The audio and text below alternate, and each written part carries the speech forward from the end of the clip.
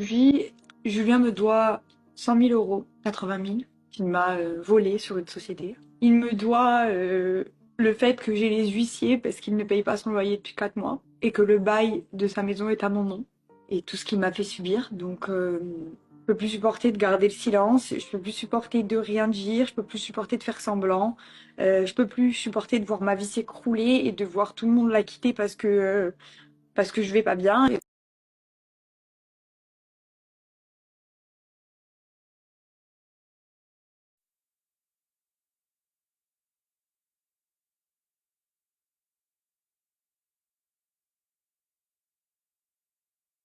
Aujourd'hui, Julien me doit 100 000 euros, 80 000, qu'il m'a volé sur une société. Il me doit le fait que j'ai les huissiers parce qu'il ne paye pas son loyer depuis 4 mois et que le bail de sa maison est à mon nom et tout ce qu'il m'a fait subir. Donc, je peux plus supporter de garder le silence, je peux plus supporter de rien dire, je peux plus supporter de faire semblant, je peux plus supporter de voir ma vie s'écrouler et de voir tout le monde la quitter parce que je vais pas bien. Ils ne sont pas nombreux à soutenir Ilona.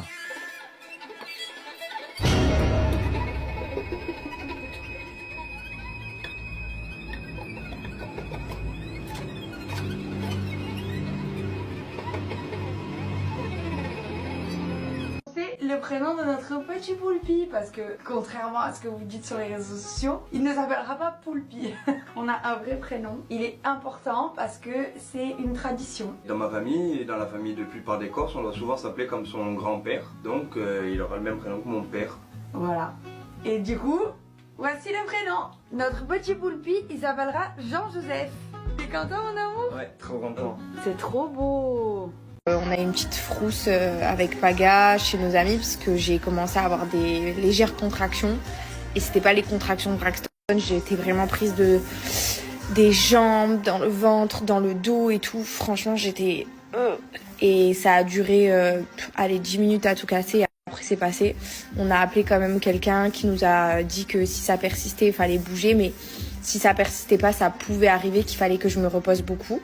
Donc voilà. Regarder des vidéos YouTube, ça peut arriver à n'importe quel moment. C'est pas censé, mais C'est ça un peut. apprentissage, hein. Hmm. Non mais on rigole, c'est pas Tuto comment accoucher une femme. Ben, on sait jamais. Au moins, si tu coupes le cordon médical, tu sais comment le remettre. Cordon médical. Regarder des vidéos YouTube, ça peut arriver à n'importe quel moment. Je ne suis pas enceinte, pour ceux qui se posent la question. Non, non, non. Je veux vraiment laisser un temps entre les deux, parce que j'aimerais un autre enfant, comme je vous ai dit. Mais voilà, je veux vraiment laisser pas un grand espace, parce que j'ai pas non plus envie qu'il y ait une grosse différence d'âge. Mais si possible, je pense déjà pas avant 2 ans. Je pense que voilà, j'ai vraiment envie de profiter d'Andrea à fond, des premiers moments, de donner vraiment tout mon temps, toute mon attention pour lui. Et ensuite, quand il commencera à être un peu autonome et justement à se débrouiller un peu, je me dirais peut-être pourquoi pas enchaîner le deuxième. Voilà, j'aimerais bien, mais pas de suite. Pas de suite. Je veux profiter de mon fils. Je vois plein de gens Mon fils. critiquer le prénom de Poulpi. Oh là là, le pauvre. Il y en a carrément, mon amour, qui ont dit mais le pauvre, vous pensez pas aux enfants en faisant quelque chose comme ça. Alors juste pour vous rassurer, vous inquiétez pas, j'ai hésité avec Champagne Ardenne, hein, parce que c'est la mode de donner le prénom de... Qu'est-ce qu'elle dit? Apparemment, il vaut mieux appeler ses enfants comme une région ou un pays. Par exemple, Languedoc-Roussillon. Voilà. Apparemment, c'est moins la honte. Mais non, je rigole. Mais sachez que en Corse, c'est courant, ce genre de prénom. Tout le monde a des noms composés. Voilà. Donc, il oui. se fera pas moquer à l'école, vous inquiétez pas. C'est hyper courant ici, c'est normal. Sinon, Sinon, bah, clac. Non, vous en faites pas. Mais en tout cas, moi, j'adore ce prénom et c'est le principal. Fille, les gens, ils aiment pas du tout le prénom de ton frère.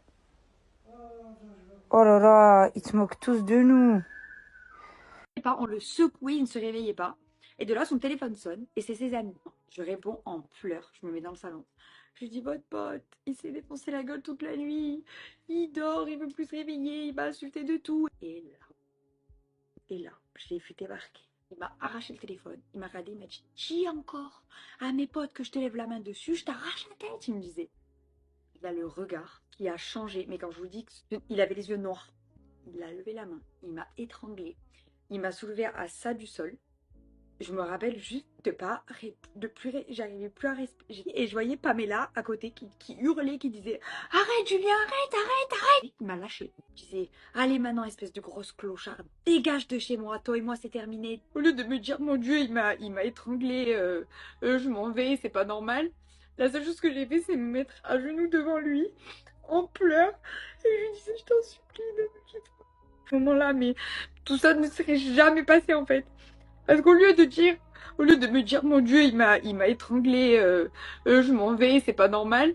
La seule chose que j'ai fait, c'est me mettre à genoux devant lui, en pleurs, et je lui disais, je t'en supplie, ne me quitte pas. Je t'en supplie, ne me quitte pas. Je regardais Pamela, je lui disais, Pamela, il va me quitter.